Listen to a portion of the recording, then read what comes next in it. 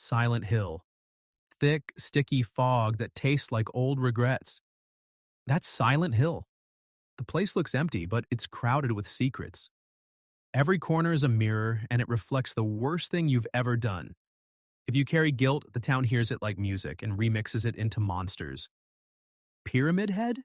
He's basically a walking punishment notice.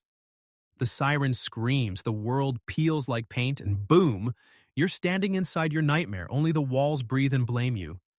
Folks argue about what Silent Hill is, curse, purgatory, prank by the universe, but the answer never matters. The rule is simple.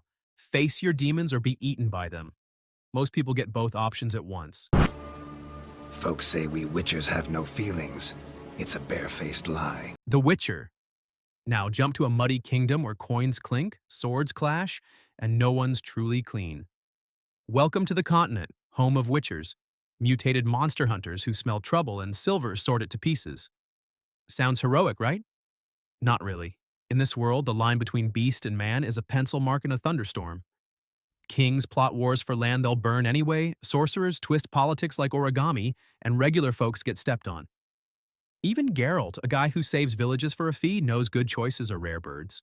Bad ones flock like crows. And overhead rides the wild hunt, ghostly horsemen who treat the sky like a highway to ruin. If you're a farmer here, sunrise means you made it through the night. That's the big win. Cause, or some say cosm. Do you hear our prayers? Bloodborne. Ready for a fever dream? Cue Yarnum, a gothic city that sells miracle blood in fancy vials. 1 sip cures a cold, 2 sips turn you into a beast hungry for rib cages. The Healing Church peddles hope by day and plays mad scientist after dark, digging for answers below catacombs older than sanity. Down there, they found the great ones, cosmic things that make Lovecraft look like bedtime. When the moon turns red, streets crawl with snarl and claws, and every hunter learns the final lesson. Monsters are not failures, they're graduates. The more blood you spill, the closer you drift toward joining the alumni. Escape? Sure. Wake up, shoot upright in bed, and hope the nightmare didn't follow you home. Guts. Huge guts. Kill them. Doom. Big red rock. Science base. Energy crisis. Solution? Open a door to hell and siphon its juice. Spoiler, hell does not offer customer support. Portals rip, demons roar, and everything on 2 legs becomes barbecue. Yet somehow the UAC forgot about one angry man in green armor, the Doomslayer. Picture pure fury wired to a shotgun. He's not saving humanity because he loves us. He's too busy stapling demons back to where they crawled from. Legend says hell locked him away out of fear. Guess what? Doors open both ways. The Slayer is out, the soundtrack is pure metal, and Mercy packed its bags ages ago. Remember Daisy, the bunny they killed? Yeah, that's the rabbit hole you don't hop down. That is the sentence of God. But if your dream still lives... Berserk. Midland. A land where destiny wears spiked boots and stomps everyone flat. In Berserk, wars don't end. They pause to reload. Demons called apostles trade their humanity for power, while god-level puppeteers named the god hand tug strings nobody else can see. Right in the middle stands Guts, 1 man, 1 sword the size of a bus stop sign, and a life tattooed with scars.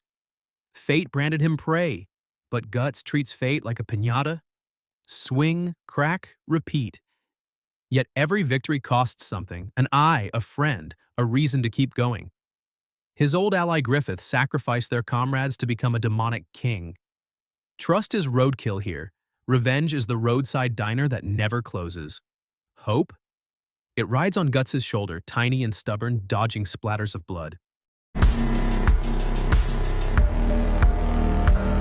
Watch your tone, boy. God of War. The God of War universe is proof that deities behave worse than toddlers with lightning bolts. Kratos started as a Spartan captain, swore loyalty to Ares, was tricked into destroying his own family, and then decided that gods looked better without heads. He wiped Olympus clean, only to move north and find Norse gods pulling the same cruel stunts. Odin hoards secrets, Thor drinks storms, and every prophecy whispers that violence is hereditary. Kratos wants to teach his son Atreus better ways, but rage is sticky.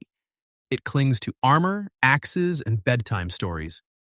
Lesson of this realm: dethroning gods leaves a vacuum, and vacuums suck. The Matrix reality check, literally. The Matrix universe says your day job, your coffee, your dog might be pixels in a software park. Machines won the big war, scorched the sky, and now farm people like crops, feeding them a dream so sweet no one tastes the slavery. Break out, and you'll find Earth a burnt cinder where surviving humans ride rusty hovercrafts through sewer-level tunnels. Neo, Trinity, Morpheus, names tied to prophecy, glitches, and bullet-time acrobatics. Yet every chosen one story hides a fine print. You are chosen by the same system you fight. Blue pill, red pill, both taste like control. Freedom in the Matrix is maybe just a bigger cell with better lighting. Got some business to take care of. See you later. Resident Evil. Last door, Resident Evil, where success equals corporate bonus and failure equals citywide zombie buffet. The Umbrella Corporation tried to patent immortality and instead mass-produced nightmares in test tubes. The T-virus bites, the G-virus mutates, and nude letters keep inventing new ways to ruin a family picnic. Raccoon City is gone, vaporized to hide evidence, yet outbreaks pop like weeds. Heroes, Leon, Jill, Chris, run on two things: bullets and stubbornness. They win skirmishes, but Umbrella, or its next incarnation, keeps respawning. Moral of the story? When capitalism meets mad science, the shareholders stay rich, and everyone else moans in the streets. Attack on Titan. Imagine living inside giant walls where humanity hides like scared mice, hoping not to be eaten, literally. That's the world of Attack on Titan. Outside the walls roam titans, huge, skinless, smiling nightmares who crush homes like cereal boxes. People don't know where they came from at first, but spoiler, it's worse than they think. The walls aren't just for safety, they're part of the lie. Behind the chaos is a dark truth about government secrets, bloodlines, and generations of revenge. There's no hero with plot armor here. Eren, Mikasa, Armin, they lose friends faster than titans lose limbs. Hope gets smaller every season, trust evaporates, and the big question isn't, how do we win? It's, what are we even fighting for anymore? By the end, everyone bleeds, even the ideals. This world doesn't want a savior, it wants a witness. Well, my brother has his sword, and I have my mind, and a mind needs books like a sword needs a whetstone. Game of Thrones. And then there's Westeros, a place where winters last for decades.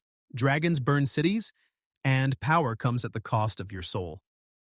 Game of Thrones paints a world where loyalty gets you killed, kindness makes you a target, and family dinners end in betrayal or poison. The Iron Throne? It's not just a chair. It's a hunger that rots everyone who touches it. Ned Stark had honor. He also had a short career. Tyrion's wit keeps him alive, barely. And Daenerys? Well, let's just say the road from Breaker of Chains to Mad Queen was shorter than expected. Meanwhile, an army of undead is marching from the north, and even that threat gets overshadowed by political backstabbing. In Westeros, the game never ends, and even the winners lose something, usually their head. Drop your choice in the comments, and don't forget to hit like if you enjoy walking through fictional darkness with a flashlight and shaky knees.